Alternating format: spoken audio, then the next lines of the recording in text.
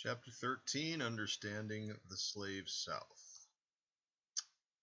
In this chapter, we will be looking at the experience of slaves and slave owners and more of the society of the South in this chapter.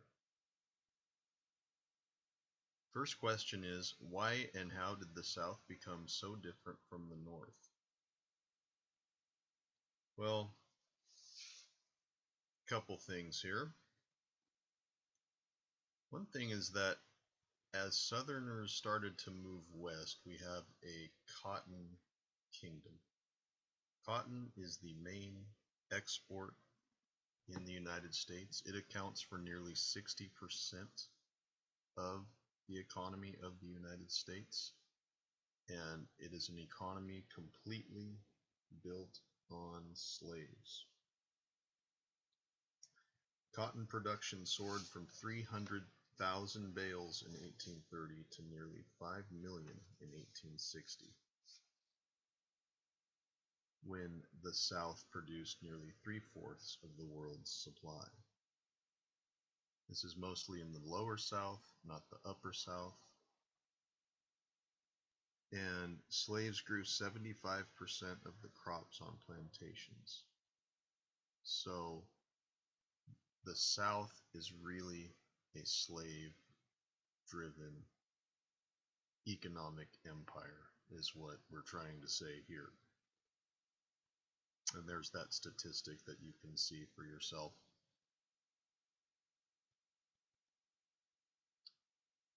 In this picture, we see how profitable cotton was. I think the painter of this painting was trying to show just how much the South was producing, and it's key to understanding the way the economy is structured in the United States. If you look at this map, you can see the cotton production in the slave population, and in the areas where you have significant cotton production, you have significantly more slaves. Some historians refer to this as the Cotton Curtain. In this map, they call it the Cotton Kingdom.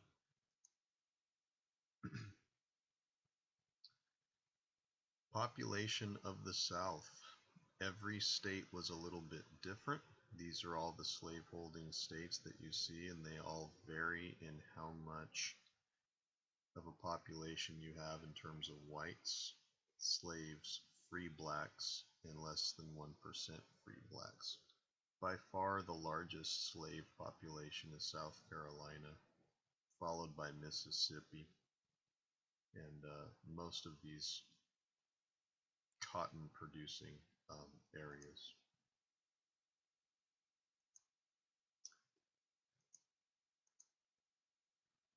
The South was mostly biracial in terms of society. 1 in every 3 Southerners was black by 1860. The most direct consequence of the South's biracialism was Southern whites' commitment to white supremacy. There were very harsh slave codes, and state legislatures constructed these, which were laws that required total submission of slaves. Southern intellectuals tried to justify having slaves, saying that they're not only property, but it's all about being biblical, because there's plenty of that too, as in the Bible it clearly talks about slaves submitting to your master.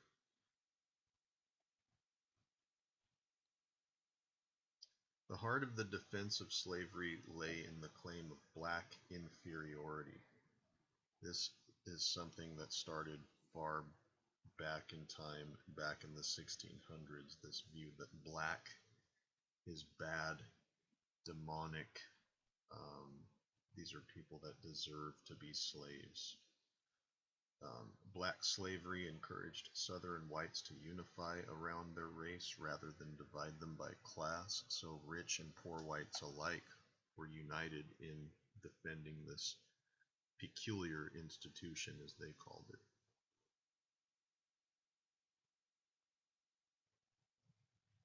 And to reiterate those points, they're listed here for you. Again, the heart of the defense of slavery lays in the claim of black inferiority, and of course it unified whites regardless of class. The plantation economy revolved around the dynamic between slaveholders and slaves. An interesting point here is that only 1/4 of whites actually owned slaves. Most owned fewer than 5 slaves. Why was this? It was because slaves were expensive. If you owned slaves, it meant that you had an obscene amount of money. You could purchase slaves with that money that you got from cotton, and really hardly anybody actually owned slaves. And most of them were not Thomas Jefferson here. They didn't own 200 or 300 slaves. They owned fewer than 5 slaves. Only a very small percentage owned 20 or more slaves, which tells you that the very rich and wealthy actually controlled that. The South major cash crops were grown on plantations. Tobacco was pretty much reserved for Tennessee and Kentucky, as well as the Chesapeake region. Sugar plantations were mostly confined to Louisiana. Rice was confined to a narrow strip of coastland stretching from the Carolinas into Georgia, and cotton was king of the South's plantation crops. It is very important to understand that cotton and the slavery that it depended on was the most important economic commodity that the United States put out. While the North developed a mixed economy, and I'm speaking to point 3 here, agriculture, commerce, and manufacturing, the South remained overwhelmingly agricultural. It attracted small numbers of European immigrants who instead went north and west.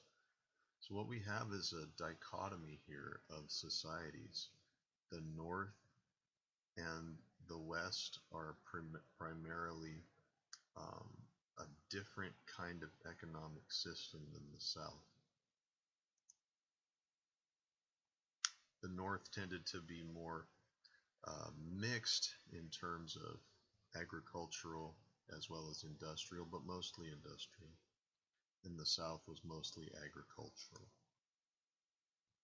And you can see here on this map just the sheer size of the cotton empire as I'm tracing it with my cursor. And you can see the other cash crops. Whereas up in the north you have pretty much none of this. And so the economy of the South is totally dependent on slaves. What was plantation life like? Well, a typical plantation would be located in large areas, sometimes behind dense forests where you could clear out a piece of land and have enough land to basically house a lot of slaves. You would have a big house, which is basically an area where the residents and the master and his family lived. Slave quarters were the cluster of cabins where slaves lived. Outbuildings were such as storehouses, barns, and specialized buildings for crop processing. Those were also located on a typical plantation. And then you also had additional facilities, like maybe sometimes a hospital, like as in this picture, or maybe an infirmary where if they got sick they could go. But this is a typical plantation located along a river. And you can see there's the big house, the mansion. The slave quarters are far away. The overseer's house is right here to keep an eye on the slaves to make sure they don't escape. This is just not a real plantation, but a model of one. If you ever go to the South, you'll see that they've made a lot of these plantations into museums. And And a lot of what we're talking about here is very, very true, even though this is a fictional representation. This is kind of an interesting photo for a lot of reasons because it shows the diversity of slaves and what slaves did. You have an interesting phenomenon going on in the South where you have white families and usually slaves that raise the kids.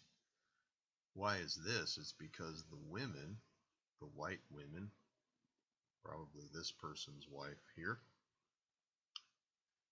is busy entertaining and doing social things instead of actually doing the day-to-day hard work of raising the kids. And so it's kind of interesting. You have a whole generation of kids, white kids, that are raised by black slaves. It's one of the interesting ironies of slavery, I think. What was plantation like for masters and mistresses? A little bit about plantation masters. Plantation masters usually did their work with the help of overseers. Larger planters hired overseers who went to the fields with slaves, leaving the planters free to concentrate on marketing and finance and all the things they needed to do to actually sell their stuff. Planters characterized their mastery in terms of what they called Christian guardianship or paternalism. As owners of blacks, masters argued they had the responsibility of caring for a childlike, dependent people. The economics of paternalism. Well, in order to have children, so to speak, and to guard them, you had to provide for them. And so some interesting things here is that slave owners often improved the diet of slaves to provide for them. They improved the housing minimally, even though slaves did usually have 4 walls and a roof, although it wasn't particularly a great standard of living. Clothing improved a little bit. Slaves seldom received much more than 2 crude outfits in a year and perhaps a pair of cheap shoes. The work was very difficult, working from sunup to sundown. Punishment for leaving or anything doing in terms of resisting what your master said. Punishment. If you ran away, you could be branded or even castrated if you're a man. All of this stuff is some interesting things that are going on in terms of what a slave day would look like. It was very difficult. Southerners expected an honorable gentleman to be a proper patriarch. Nowhere in America was masculine power more accentuated. Planters booked no opposition from any of their dependents, black or white. And so this was a very paternalistic kind of economic system where wealthy white folks try to dominate poor, powerless African Americans. And that is what the slavery system is built on. More to come in the next lecture.